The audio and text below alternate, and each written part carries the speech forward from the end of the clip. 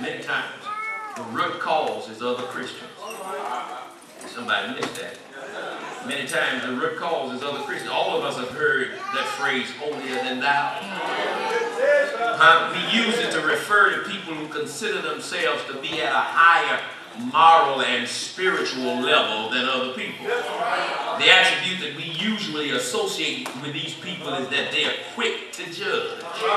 They're always ready to criticize.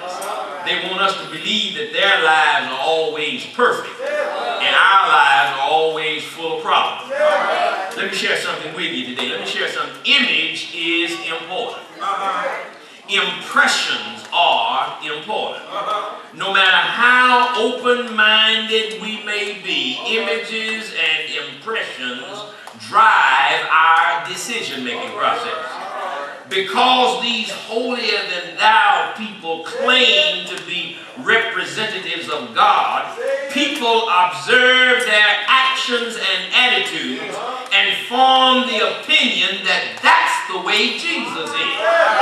Some folks see Jesus in how you act. Some folk listen to Jesus in how they hear you. Remember something today. If we tell people that our lives are modeled after Jesus, the way we demonstrate our faith and our relationship with Him will create in people images and impressions about who Jesus is. Y'all think about that for a minute.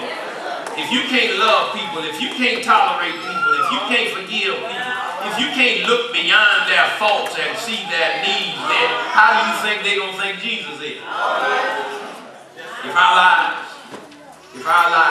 lives demonstrate love for those around us, if we care for the sick and are concerned for the lonely, if we challenge injustice and speak out on behalf of the oppressed and the forgotten, people will be led to believe that Jesus is not just concerned about well-to-do business people. They'll be persuaded to believe that He cares about everybody in all walks of life. Let me tell you something. Jesus ain't just concerned about those of us who are sitting up here in the church. Somebody don't believe that. Somebody don't believe that. Somebody don't believe that. Somebody believes that the only folk the Lord is concerned about, those of us who are looking pretty good, kind of halfway dressed up and sitting on the inside of the church. Don't you know that the Lord is concerned, just as concerned about the folk who are sitting on the corner, sitting in the crack house, in the dope house, sitting in the rehab, in alcohol, whatever, wherever they are, the homeless people. Jesus, God is just as concerned about them as He is about us.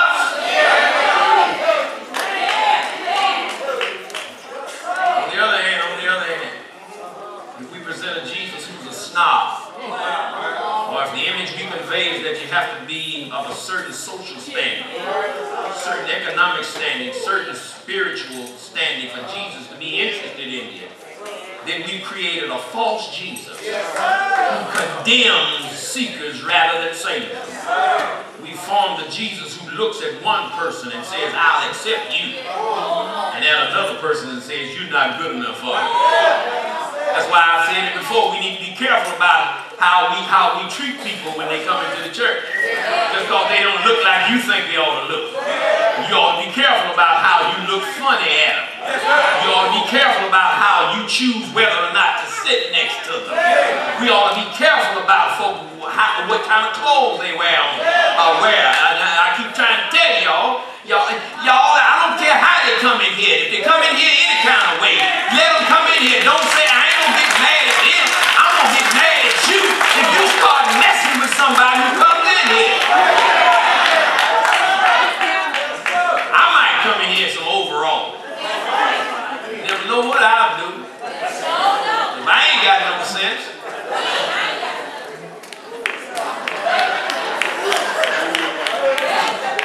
Listen to me today. Listen to me today. People need to hear the truth about Jesus. We, the church, are part of the proclamation of the truth.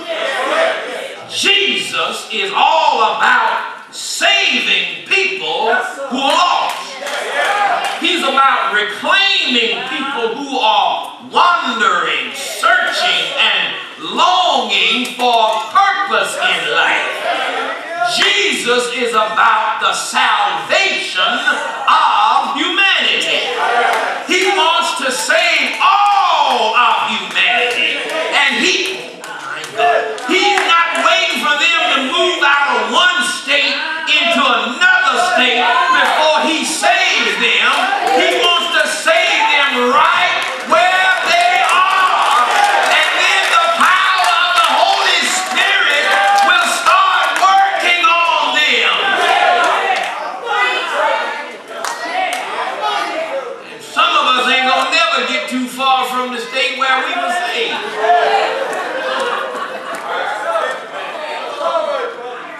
Do you know some Christians who've been Christians for a long time?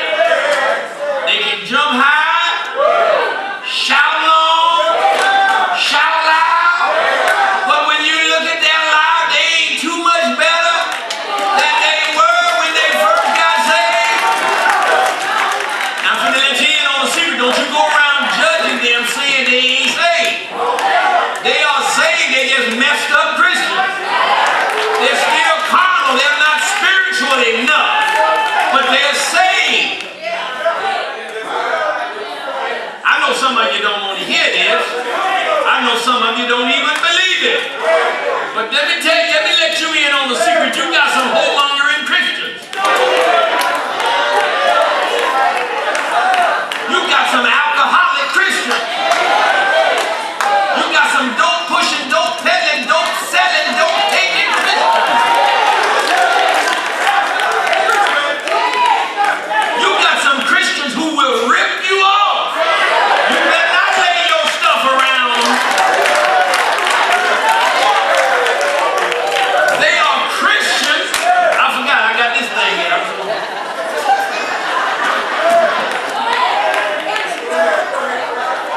They are Christians, they're just not mature.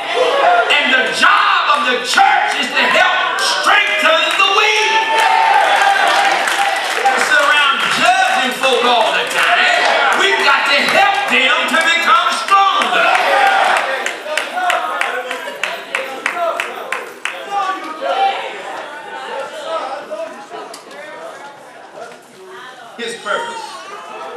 His purpose for coming was to provide to you and to me, provide you and me with an escape from the dread of our spiritual lives. He wants to fix what was broken in our relationship with God. In John chapter 10, verses 11 through 18, Jesus makes a profound statement. Jesus is talking to groups of people who've been following him. And he's trying to give them an illustration of how much he loves them. He wants to impress upon them what he's been willing to go through in order to rescue them from their sins. He looks at this group of village folk and townspeople, religious leaders and disciples, and he says to them, I am the good shepherd. The good shepherd sacrifices his life for the sheep. Now, it's hard for us in our modern urban culture to appreciate the imagery that Jesus is conveying to his listeners.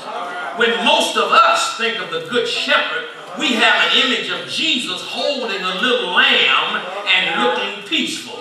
But the meaning of good shepherd goes much deeper than that. Jesus is saying that he's willing to live with us. He not only wants to guide us, but he also wants to take personal care of us. He's offering us security and protection. He wants us to trust him and then allow him to watch over us and provide for us. When Jesus says, I am the good shepherd, he's saying that he's committed to us. Just as the shepherd owns the sheep, just as the shepherd is invested in their well-being, Jesus is invested in who we are and how we live. He does care about what you do. Jesus is not just doing a job. He's prepared to give up everything for us so that we can live. He will rescue us. He will save